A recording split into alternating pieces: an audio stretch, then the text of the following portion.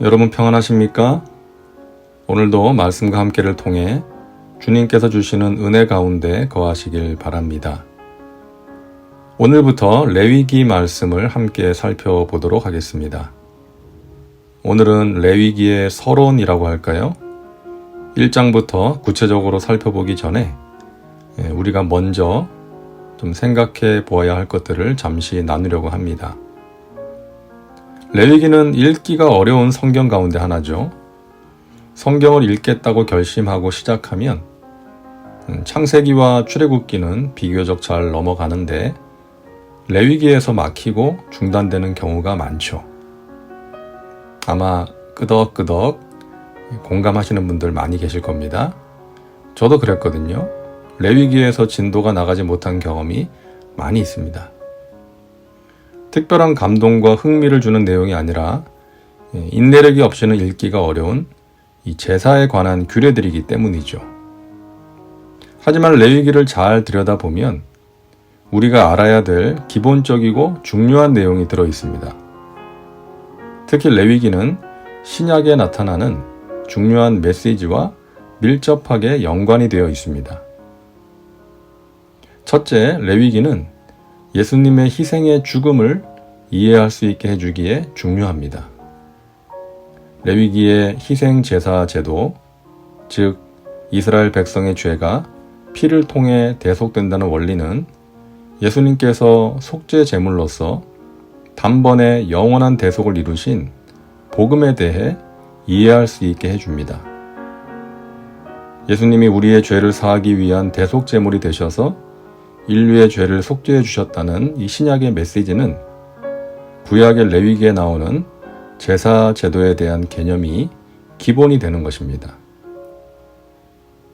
둘째, 레위기는 예수님의 대제사장 역할과 오늘의 신자들의 제사장 역할이 무엇인지 알려줍니다. 히브리서를 보면 예수님은 마지막 대제사장이십니다. 히브리서 9장 11절과 12절입니다.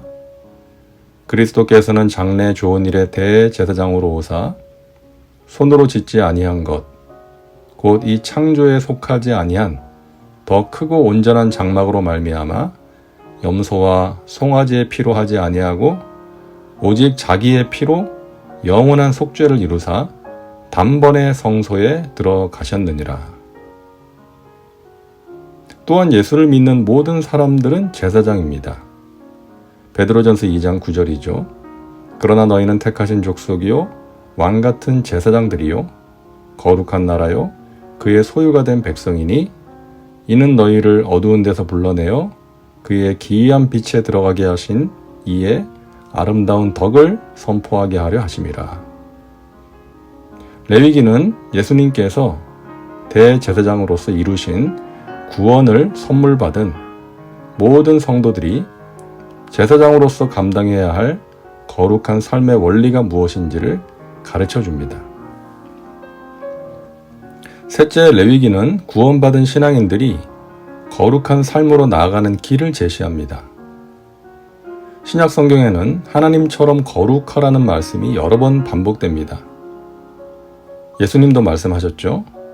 마태복음 5장 48절에 그러므로 하늘에 계신 너희 아버지의 온전하심과 같이 너희도 온전하라. 베드로 사도도 베드로전서 1장 15절을 보면 오직 너희를 부르신 거룩한 이처럼 너희도 모든 행실에 거룩한 자가 되라고 말씀합니다. 이 거룩은 예수님 안에 있는 모든 사람들의 삶의 목표가 되어야 합니다. 그래서 예수님을 믿는 신자들을 거룩한 자들, 성도들이라고 불렀던 것이죠. 지금도 그렇게 부르지 않습니까? 레위기에 나오는 모든 법들은 거룩의 속성에 대해서 가르치고 있습니다. 앞으로 우리가 살펴볼 제사법과 성결법을 통해서 알 수 있는 것이죠. 자, 레위기와 신약 성경 사이의 이러한 연관성들은 레위기가 오늘날 우리에게 성화의 삶을 살아가는 데 필요한 방향을 알려주는 나침반과 같은 역할을 한다는 것을 의미합니다. 성화는 특정한 사람들에게만 요구되는 삶이 아니라 하나님의 백성 모두에게 요구되는 삶입니다. 레위기라는 이름도 그렇습니다. 이 레위기는 그 이름만 보면 레위인들과 그들 중에서 선발된 제사장들이 제사의 일을 수행하는 데 필요한 내용이라고 생각할 수 있습니다. 하지만 레위기 1장 1절과 2절을 보세요. 야훼께서 회막에서 모세를 부르시고 그에게 말씀하여 이르시되 이스라엘 자손에게 말하여 이르라. 너희 중에 누구든지 야훼께 예물을 드리려거든 가축 중에서 소나 양으로 예물을 드릴지니라. 자, 이 말씀을 보면 하나님께서 말씀하시는 대상이 레위인들, 제사장들에게만 국한된 것이 아니라 이스라엘 백성들이라는 것을 알 수 있습니다. 레위기는 제사장들에게만 필요한 내용이 아니라 이스라엘 백성 모두, 그리고 오늘을 사는 하나님의 백성들 모두에게 주시는 말씀인 것입니다. 출애굽기에서 구원받은 하나님의 백성은 레위기에서 거룩의 삶, 성화의 신앙으로 나아가야 합니다. 예배를 통해 하나님을 만나고 죄사함의 은혜를 체험하고 하나님과의 교제를 회복하고 그리고 거룩의 삶으로 나아가야 합니다. 성화로 나아가야 합니다. 이것은 선택이 아니라 필수입니다. 하나님의 명령이기 때문이죠. 레위기 19장 2절입니다. 너는 이스라엘 자손의 온 회중에게 말하여 이르라. 너희는 거룩하라. 이는 나 야훼 너희 하나님이 거룩함이니라. 여러분, 행위로 구원받는 것은 아닙니다. 믿음으로 구원받죠. 그러나 진정한 구원과 믿음에는 거기에 걸맞는 행위, 삶이 따라야 합니다. 오늘날 교회가 세상을 변화시키지 못하고 오히려 세상으로부터 변화를 요구받는 이런 상황이 된 가장 큰 이유가 거기에 있는 것 아니겠습니까? 거룩과 성화가 따르지 못했기 때문입니다. 예수님의 십자가 대속의 은혜로 구원받은 하나님의 백성들은 하나님의 명령에 따라 거룩한 자가 되어야 합니다. 거룩한 삶을 살아야 합니다. 예수님을 닮은 인격과 삶인 성화로 나가야 합니다. 지루하고 어려운 레위기지만 이 같은 사실을 염두에 두고 우리가 함께 읽어 나갈 때 귀한 은혜가 함께 하기를 소망합니다.